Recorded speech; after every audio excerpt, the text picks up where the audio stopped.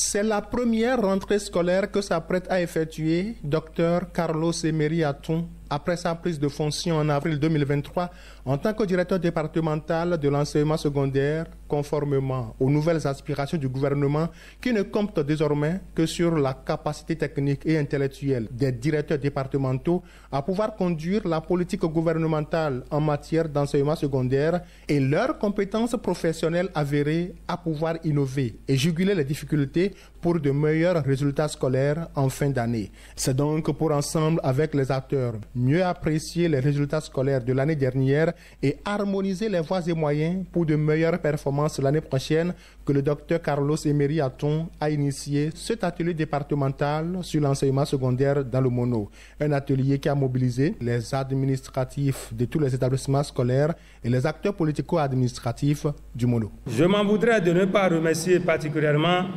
le directeur départemental des enseignements secondaires techniques et de la formation professionnelle du Mono pour l'initiative.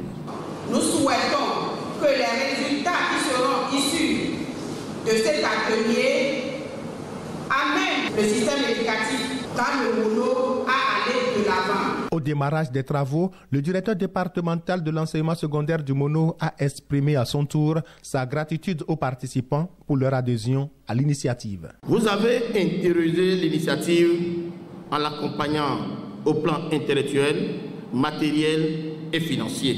Je voudrais encore une fois compter sur votre disponibilité et votre générosité intellectuelle afin que les résultats qui sortiront de nos échanges puissent nous mettre en phase avec la réforme de qualité et de contrôle de qualité actuellement en vogue pour l'enseignement primaire et secondaire. Au nom du préfet, le secrétaire général a rappelé les récurrents maux qui minent l'enseignement secondaire dans le Mono. Ces problèmes se résument entre autres à l'inaccessibilité en saison pluvieuse des écoles situées dans les zones inondables, le retard ou l'absentéisme de certains enseignants, l'insécurité foncière qui menace les domaines où sont implantés certains établissements, les grossesses précoces, facteurs de déscolarisation des filles, le tabagisme, l'alcoolisme de certains apprenants, la démission des parents et le manque de suivi de système éducatif par les élus locaux et communaux. Selon le directeur départemental de l'enseignement secondaire du Mono, cet atelier devra se démarquer des rendez-vous de 20 discours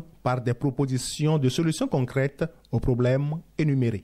Mesdames et messieurs, l'heure n'est plus au discours, mais plutôt à la concrétisation de ce rêve. De quoi s'agira-t-il donc concrètement lors de cet atelier? Évaluer ce qui est fait, capitaliser les points forts, améliorer les points faibles et enfin définir la feuille de route de l'année scolaire qui pointe à l'horizon. Dr Carlos Emery Aton exprime ici ses attentes de cet atelier. C'est qu'on puisse identifier vraiment les matières qui sont problématiques pour les apprenants, voir comment réunir les acteurs de ces matières-là pour qu'ensemble avec le code de contrôle, on puisse trouver d'avoir des moyens.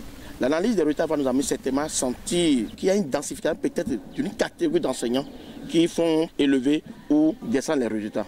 Il va falloir donc qu'il y ait de l'équilibre au niveau des compétences professionnelles. À l'entendre, une certaine rigueur devra caractériser désormais le planning des activités pédagogiques dans les collèges du Mono. Il y en a parmi nous, quand on fait le premier devoir, vos enfants n'ont même pas la note du premier devoir et du deuxième devoir se pointent. Il faudrait qu'on définisse la période où il faut rendre compte. Quand il y aura des failles, on va pouvoir demander au PP de faire donc le point au censeur. Et si ça urge de faire des conseils de classe, on fera pour identifier là où ça ne va pas et régler ce problème en même temps à l'interne. Les conflits entre divers acteurs des établissements scolaires mettent parfois en mal le planning et le bon déroulement des activités pédagogiques.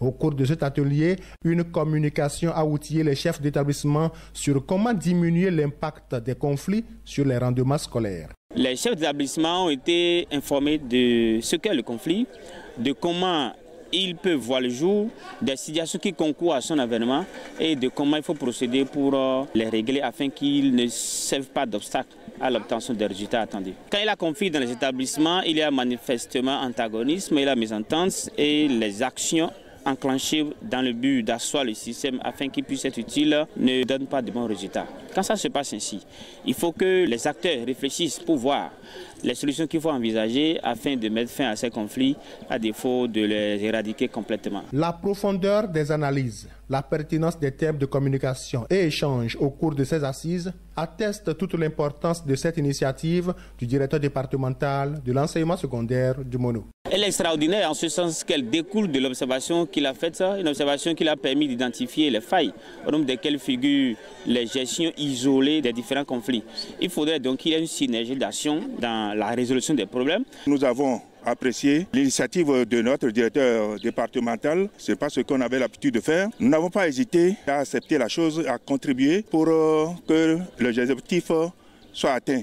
C'est un atelier inédit, initié par le directeur départemental et soutenu par tous les acteurs éducatifs et non éducatifs du département du Mono. Vous comprenez bien que le mode de désignation des directeurs départementaux a commencé par porter ses fruits et ça va participer effectivement à améliorer les résultats scolaires. Vouloir agir ainsi, c'est une manière pour lui d'apporter sa pierre à l'édifice et de régler les problèmes en fonction de son temps, de son environnement et des situations qui se présentent dans ce département et pour lequel nous travaillons tous. Les thématiques qui ont été développées portent effectivement sur les mots qui minent le système éducatif. Et si nous nous attelons à nous conformer aux dispositions prises, ça va nous permettre de booster les résultats scolaires. Pour le bon rendement scolaire des apprenants, le rôle des enseignants est aussi important que celui des parents. Un rôle que le collectif des associations des parents d'élèves du Mono a encore martelé à cette rencontre. Parce que sans les parents, rien ne va marcher. Je demanderai aux parents de chaque fois faire le tour, un tour à l'école, pour aller demander le résultat de leurs enfants.